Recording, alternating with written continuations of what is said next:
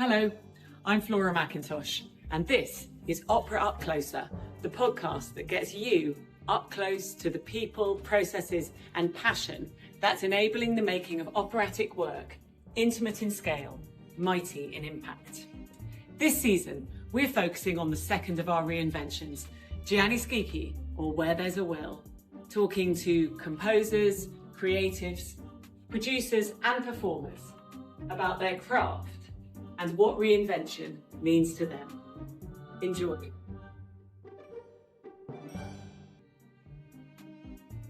Composer Vahan Salorian and writer Hannah Kumari discuss their collaboration and writing processes. I was about to say, Hannah, tell us something about yourself that we might not know, and one of those things is that you already have a Chinese money plant. Yeah, and a peace lily. And a peace But that's it, 2 plants. Have you got any plants, Vahan? My room is in a basement, so no. I did, past tense. My living room has got all the remaining plants that I have, so I've got some nice ones. Is it not in the living space? Is that not your nurturing space? No. Indoor greenery? No, I'm very much the composer stereotype, just in a basement scrawling away in the dark for hours and hours. Love it. Fantastic. In a basement scrawling away in the dark for hours and hours. I don't think we should ever veer away from a cliche. No. That's great. So it would be just brilliant, actually, for you to just tell us a little bit about, just introduce yourself, and in a way, I mean, we know Vahan, you're a composer, Hannah, you're a writer, but you also have other, forgive the puns, or strings to your bow and things that you do in your practice. And I know, Hannah, as well, you have a couple of, certainly one other great passion that I'd love to talk to you about a little bit, actually. Yeah, would you mind just introducing yourself? That'd be okay. So, my name's Vahan Salorian. I'm a composer and a musician, though increasingly less so and much more on the composer side. And teach as well. I work a lot in education. And as a composer, as a writer, I think I've worked a lot in music with theatre or on stage, kind of dramatic music. And I think I've definitely found that's the area where I'm kind of most inspired and interested in working as well. So that's been a lot of opera, a little bit of musical theatre, a little bit of film music, and then some concert pieces too. Great, I'm going to go back for that. And then just your wonderful colleague here. Yes, I'm Hannah Kumari. I suppose I would describe myself nowadays mainly as a writer. And I also work in football for the Football Supporters Association. Football is my other big passion alongside of theatre. But I used to be an actor. I still do work as a movement director because I'm very passionate about movement. And I also am an accidental producer because I do make my own work and have a company with PJ, in fact, who is directing this show. Yeah. Fantastic, thank you. So actually, I'm going to go back to you straight away, Hannah, about your work in football and your passion for football. To use that word straight away, and I was just wondering if you see kind of crossover, if there's spaces where those kind of passions cross over, or they ignite the same things in you, or whether you're just like, no, they're completely different. I just think it'd be interesting to hear you talk about it. Yeah, I think there definitely is a lot of crossover because a lot of the work that I make is about football, and I even managed to weave it into Gianni Schicchi. But not everything I write is about football, but it all just kind of began in lockdown when I wrote a one-woman show about being a mixed-race football supporter in 1997 when I was 14 years old. So it was not a big plan that I had. It was just lockdown. I'd never written anything before that was semi-autobiographical. And that just really changed the direction of my life and career because I gradually started to stop acting, do more writing. I got my amazing job with the Football Supporters Association, who had supported that show. So I now manage their Fans for Diversity campaign, as well as a new network, which is called Women's Voice in the Men's Game. So specifically around women fans of men's football, doing a lot around sexism and misogyny at the moment. Yeah, and I was saying I'm working as a movement director. I've been doing a project which is using physical theatre to work with women football fans to explore their experiences of sexism and misogyny in non-verbal ways, and hopefully work towards maybe creating some kind of small performance. So that has been really interesting. So I think there are a lot of crossovers between football and theatre. I think that's really, there is. Life drama, adrenaline, shared experience. Yeah. I think that's really interesting, actually, particularly around the space of a kind of male-dominated space. There's been a lot of conversation around that in opera and theatre as well, and there being kind of explicit and implicit and hidden misogyny that still needs addressing. I think it's really interesting that you're bringing that into a theatre piece that's through football, and I think we might find there's a lot of parity there. So I'd be really interested to hear more about that and see that work you're doing, and it's great that it's being talked about and addressed. Vahan, you talk about theatre and opera and that being your great passion. Where does that come from? Ooh, I think I find it the easiest way to get into a piece of music is to have a plot. So I'm writing an orchestral piece at the moment, and I've had to create a little story and almost a little film in my mind to lay the music over the top of. And then opera and libretto and choral pieces and musical theatre, that's already there, and it dictates so clearly to me what the music needs to be and where it goes. And I just find it so much more inspiring and fun to work with. I like the collaboration aspect as well. And I think storytelling is what I'm most interested in doing, in whatever medium that is, and that kind of meeting of different art forms to create something better than, you know, the singular ones. So theatre and music and drama and singing and instruments and stuff, it's just very exciting place and world to work in. Yeah, it becomes sort of so much more than the sum of their parts, yeah. Right? All of these things when you bring them together, actually. It sounds like a strange question, but what does it, I mean, for our listeners, what does it mean to be a composer? I mean, being a composer, you know, and you said less and less a musician and more a composer. Do you see those being different? No, I mean, what I really mean by that is I just do less playing. Yeah. I think that's what it means. Which is actually probably not true. Well, I do a lot of private playing for myself, obviously, to write the music. But definitely as an instrumentalist, it's now just kind of more a lovely hobby. I play a lot as a teacher, but it's kind of nice to hand off your music to very virtuosic people and have them do it, and not have the pressure of trying to do it yourself is actually quite nice. I love that. What does it mean to be a composer in this ever-changing world that we live in? I don't know. You definitely have to be a portfolio musician, which is actually great and quite a fun way to live your life. But what do you mean by portfolio musician? So the array of work that you do and the type of pieces that you write, I think you have to be very adaptable and open to different types of commissions, and also I do a lot of workshop leading, say with ETO and things. So yeah, it's a varied bag. When I think about the things that I'm working on right now, it's lots and lots of different mediums, lots of different levels of music making as well, which I actually love doing, much more like community-led stuff, things with youth orchestras, things with non-professionals, and then things with professionals. Yeah. So I mean, it's interesting having the two of you here, because both of you, in a way, absolutely have a portfolio career. You both not come at sort of one discipline kind of rigidly. And it seems to me that increasingly we, as artists, we need to, you know, be developing our craft and our skills and our techniques, but not operating in silos.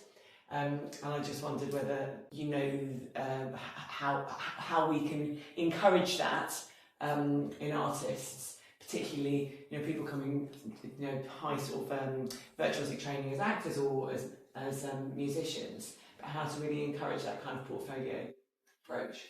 I mean, I just wanted to quickly pick up on one thing that Vahan said, which was about the storytelling, because it was really interesting that you said that, because I think I realised, you know, I was an actor for so many years and I did enjoy it on some level, but now I reflect back on it, I think what I always wanted to do was tell stories, and I love to move my body, but actually being an actor was probably never quite the right fit for me. But when you're growing up, if you're into performing arts, it's like, oh, join the drama group, and that's what you kind of do. And then I just carried it on and like did a degree.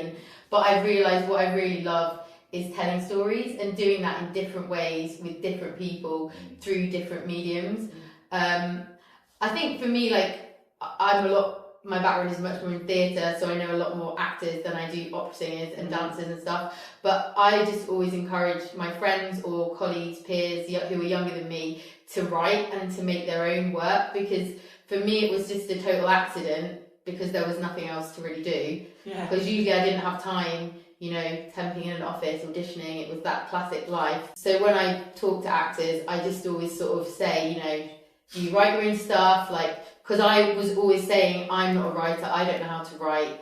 I can devise because I did a lot of devising in my degree and I've always been focused on movement. But I always used to say, I don't know how to write, I'm not a writer. And I think a lot of people feel that way, but everyone has something to say. And I think it's much more empowering as an artist, especially as a performer, when you're always trying to fit into other people's vision, to hold on to what your vision is and what things are important to you. Yeah, it's really interesting, isn't it, that COVID, which, I mean, now it's sort of sitting some years back, but the shadow of it sits, you know, for all, particularly for in the performing arts, but that actually out of it some interesting things came. I've heard a lot of artists talk about this, and actually by necessity I found myself doing this and actually found it kind of gave me license to explore something that I hadn't done before. And I think that's really exciting, somehow being entrepreneurial about our lives, isn't it? Yeah, you know? I definitely am an entrepreneur, 100%. But you kind of have to be. I think it, like, a lot of things do come out of necessity. When we first met, I didn't know something was going to happen, which is that you were sort of making your first, you know, dipping your toe into opera. Actually, I swear that was completely by accident. No. And I just wonder sort of what your journey towards opera has been, and I'd love to then just hear you talk about, you know, the work that you've done together over the last 18 months. You know, here we are rehearsing the piece you've written together with Dennis Beatley, but obviously that's been a kind of big long process, so it'd be really great. Kind of just first hear about what opera must have meant to you, or what it does mean to you, maybe nothing, how we've got to it, you know, just, Yeah, so opera was not on my radar whatsoever, but in this period I just described, when I was starting to stop acting and doing writing, and I was also doing associate directing and all of this stuff, I saw this job come up, which was being assistant director on an opera for Sky Arts that was about football. And that was literally the only reason I applied, also because I needed a job, because I was freelance. And I ended up getting the job assisting the amazing PJ. So before that, I'd seen one opera in my life, which was Tosca at ENO, because one of my act friends was a supernumerary in that show. So I didn't have an opinion on opera. I didn't hate it. I just didn't think about it. So then I worked on that show, which was new writing, new opera, interesting mix of styles because there was a lot of different composers, just formed a really strong relationship with PJ. And I think we saw how that project had worked with football, and we were keen to come together and make our own piece, because I was obviously already a writer, writing my play and other stuff at that point. So we started making this piece about Arsenal in Woolwich, their history that we're making now. And then I started to watch more opera. And I think what I love about opera, and I'm definitely not an expert, is when I go to the opera, I feel completely enveloped by something. And I've realised that I'm someone who really likes big, epic things. Like, I went to see the new Mission Impossible film at the cinema. I loved it, not because it's like, you know, it's a franchise, but the sound, you're watching it in a great cinema with, and it just, you feel completely... Super operatic. Yeah, it is. And when I've seen big operas where there's just that 60-strong chorus on the stage singing, there's just such a power in that. And it's something about, I can't really explain it, but the epicness, I think, is what I've come to really love. It's really interesting. So, I mean, what's interesting about what you say is opera by its very nature actually is an immersive art form. It does kind of immerse you because music does.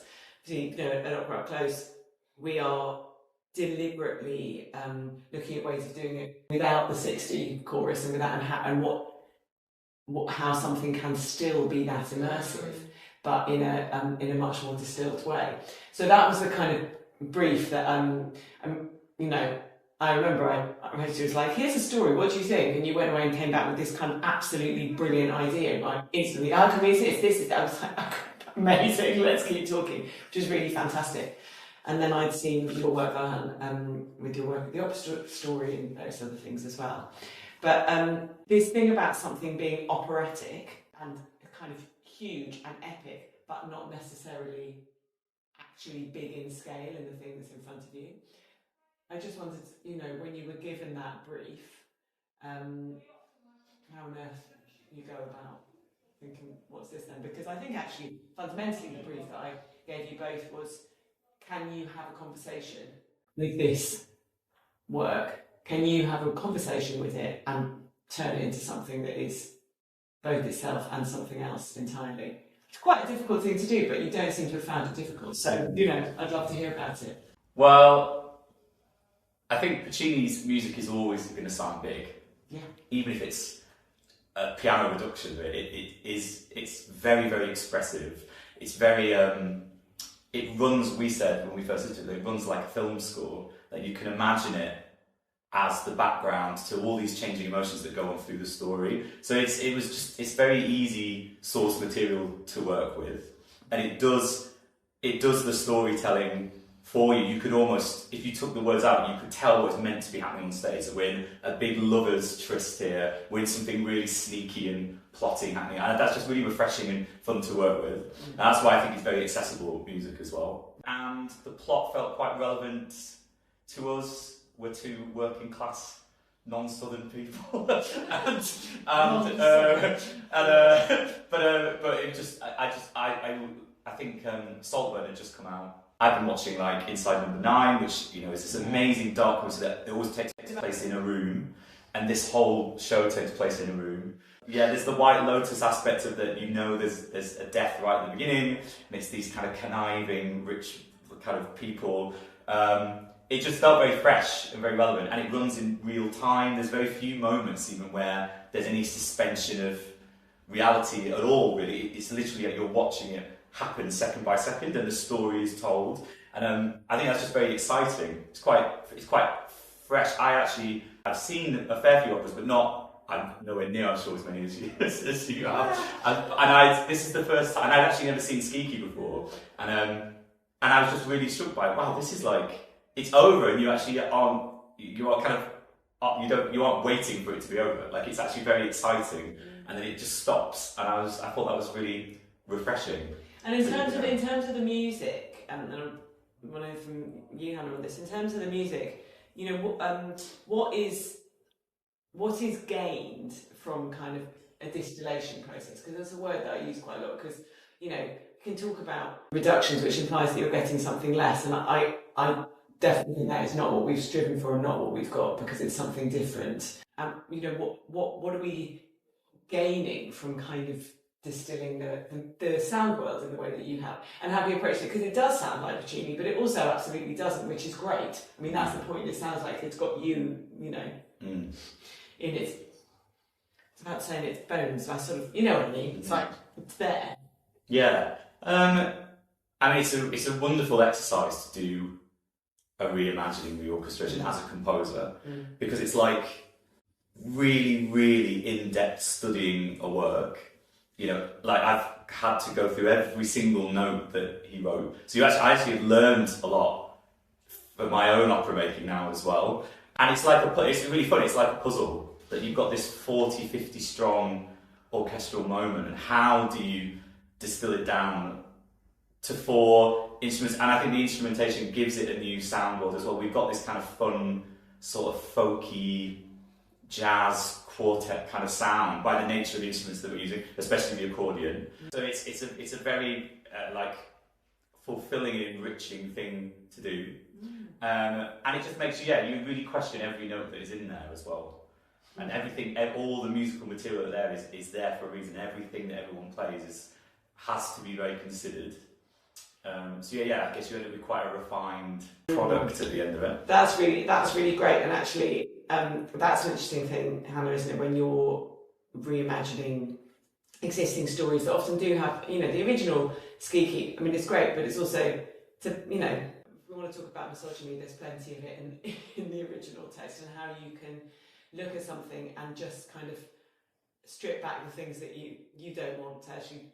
Why is that there? We don't need it. What story am I wanting to tell?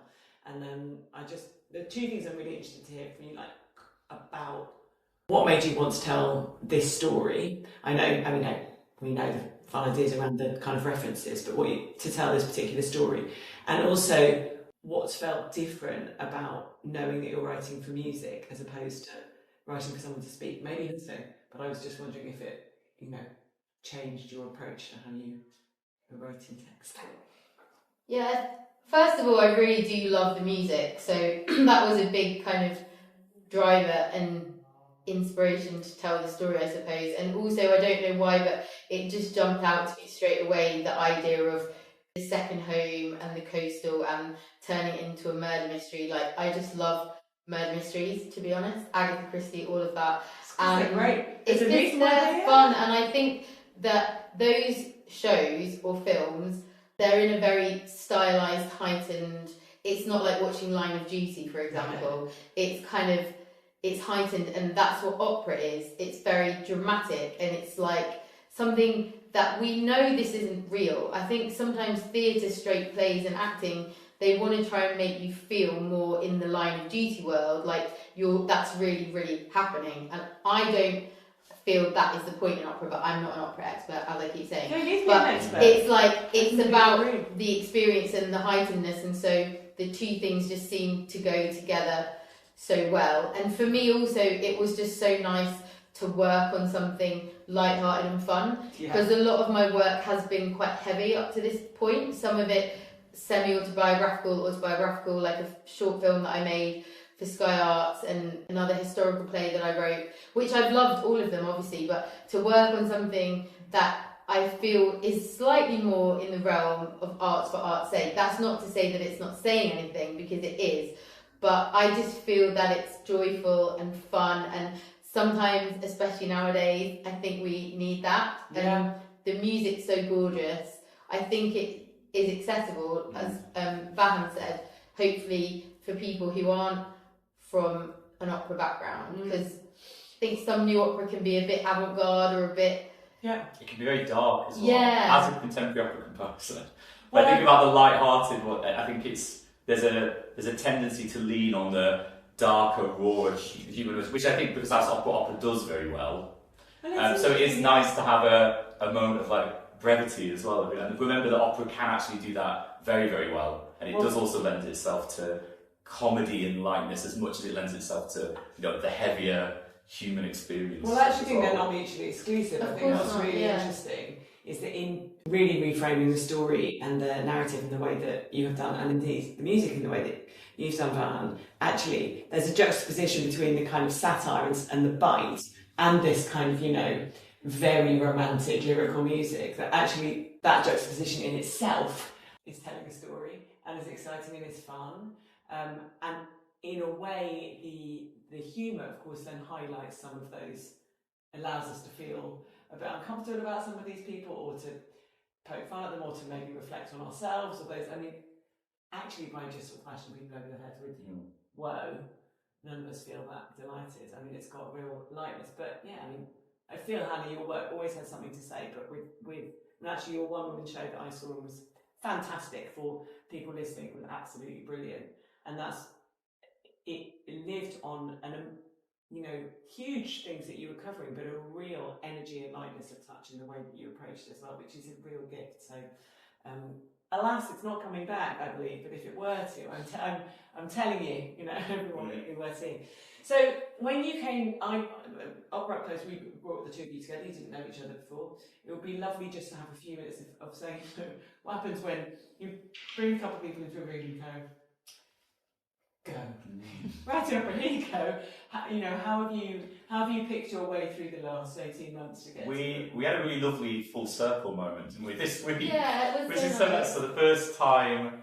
I don't know if you were based in Hackney then. I was in Hackney, so we went to this really nice Korean restaurant, basically called Babsan. For our first ever meeting. First date. It's properly first day, I guess. Yeah, and then talked and had to introduce ourselves and everything. And then this rehearsal second rehearsal week, but this is the first rehearsal that I'd been to and you were at the same Saturday. time. Yeah, on Saturday we then went back to this Korean place. And yeah. And it was Valentine's Day. And it was Valentine's Day.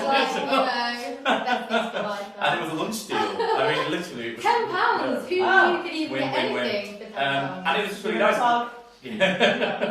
Because opera, the process of making opera is a long process, and you get booked in to do things so far. And like, I don't know when that dinner was, but it was a long time ago. It was like 2023, I'm going to say. It was a long time ago. I think it's over 2 years. Yeah. And now it's actually happening in May, so it's really nice. It's like, oh, we're back here.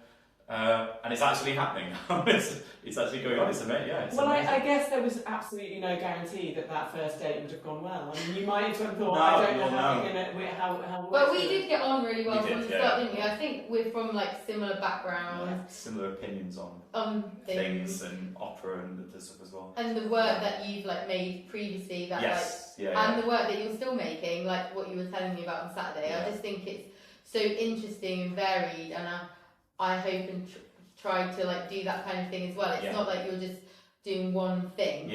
And I just think we just get on really well. Like, it's hard not to get on with that. He's like, total love it. I know. But actually, there's a real sense of mutual respect which came into the room with the two of you so quickly. It was so. I mean, thank you. It's been brilliant. I think it's also because I have set the librettist that I've done. Most of the things I've done has been like my childhood best friend that I went to school with, basically. And so it is quite a big thing to work with. You have to really hope you do get on, because it's very integral, and I always work wanting the music and libretto to really mesh it. It's not like someone's produced this beautiful bit of writing, now someone's going to produce this beautiful bit of music and mash it together. So I think it's a big real thing. Collaboration. Yes, it has. I think we're like really collaborative people, and we had obviously some of the R&D days, and then when PJ came on board, I felt that the three of us had a really good collaborative relationship for the overall vision of the show. It's not just like PJ's the director, he's going to do that, and Vahan's the composer and Hannah's the librettist. It was like we all wanted to come together to think of the best way of incorporating the spoken word and what is the framing device, and we went through so many things, didn't we? Like Dante's Inferno and all of those. Thank God for R&D. Yeah, but it's so important to be able to have that experimental space, isn't it? Where you can go down a route and then think maybe not that, but it's never wasted. Did you just speak to this thing about the words and the music, and about, I know some writing teams will work, here's the libretto, okay, I'm going to work there and then I'm going to come back. What was that dialogue between the two of you to make sense of it? Because Hannah, it is a really remarkable thing, which I don't know if you realise, how singable and well made that text is with this music. And I say that from a singing point of view, that's not always the case, even with people who've actually written words to be set to music a lot. And I just wondered how you, the back and forth of it. It'd be really great to just hear about that process a little bit. Well, I remember you saying that you spoke some Italian. Yeah. Which I think was a huge help, wasn't it? Because you were able to fully understand the flow of the space that you were having to fill, taking out the Italian words. Yeah. So it isn't a translation. No, that's true. But it does have to fit. It would have been a really, really hard job if it had just been like, a play and then mashing it into it. But it wasn't like that at all. You were able, weren't you, to like match up pretty well, like the length that was needed. And then it was not, the vocal lines kind of existed already for my part, so that was kind of a much easier job for me. But I think for you it was much more of a challenge. So there's a musicality in the words, isn't there? Anyway, because I had a translation which had the Italian original and this translation. So I was kind of using both of those as a reference, but because my main language is Spanish, but I do speak Italian, and I especially can understand written Italian.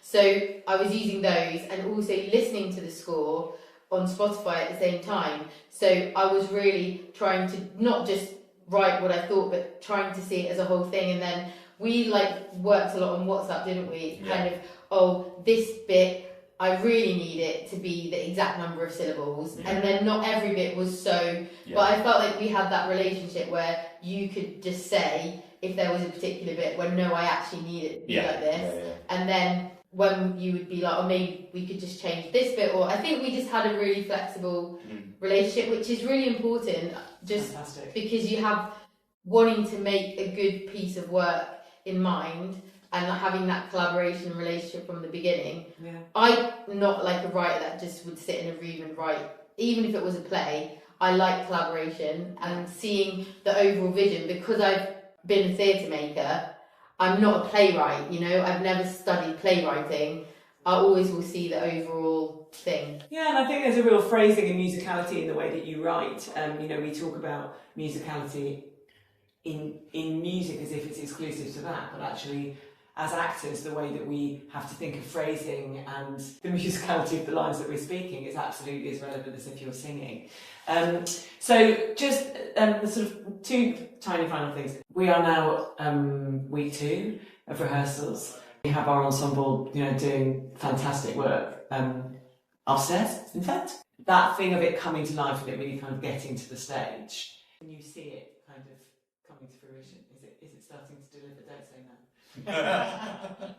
I mean, it's still early days, but it's great. It's just very nice to be in the room and to be able to pop in and hear it. It's a big sound, and people have been commenting as well that just with 4 instrumentalists and the cast, it feels very big and expressive and broad. Well, the instrumentalists are the cast, aren't they? Yeah. So it's like it's nice to hear that has worked really well, and that our choice of instrumentation has landed, and it has made a fresh kind of new twist on the music that was there to begin with as well.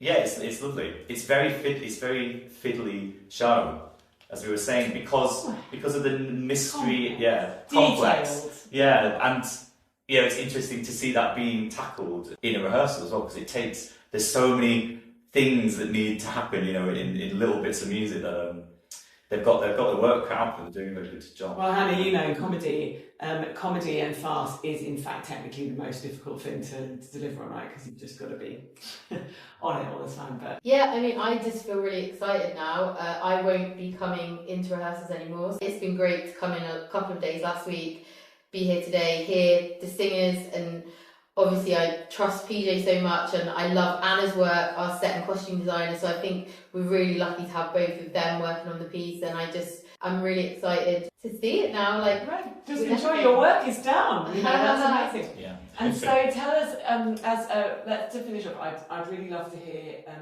what's next.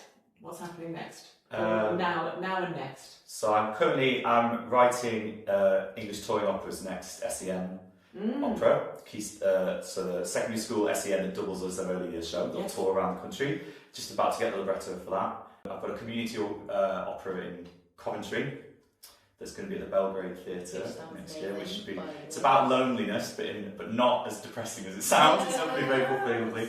And a big choral piece up in Yorkshire that I did all about Yorkshire farming. That's where I grew up as well. Not on the farm. That might be quite obvious. but yeah, so that was like, we did a lot of research and talking to farmers and farming communities, and then wrote this big choral song cycle that takes you through a farmer's life through the seasons. So those are my 3 things I'm on at the moment. Not busy. That sounds wonderful. Hannah? So our opera displays the Woolwich Arsenal Opera that we've been developing for about 3 years. You and PJ? PJ and I, exactly.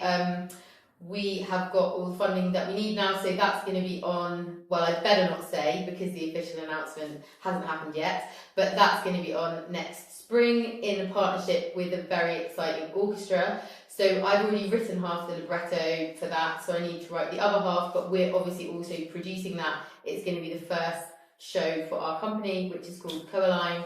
Then I also wrote a pilot, well, it's a 2-part pilot for a TV show which is about football. So that was for an independent production company, so they're sort of putting that out at the moment. I've got this project with the physical theatre and sexism and misogyny that hopefully Vahan might also be working on with me, because I really love having original music for work and especially movement.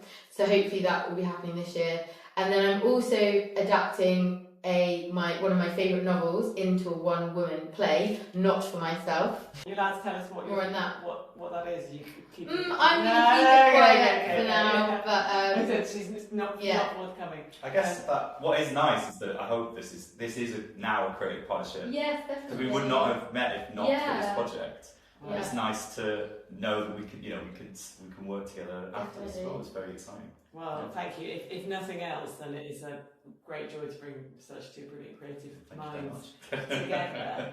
Yeah, I mean, massive luck with all your future projects, and a genuine privilege. I think what you've made is beautiful and exciting and super fun. And let's just sort of finish by bigging up for, yes, this is a reinvention, but for space for new work, for innovative practices, for actually realising that opera absolutely is not something that is a historical art form. It exists in the now. And I think you two are proving that all the time in the work that you do. So thank you. Thanks. Good chat. Thank you.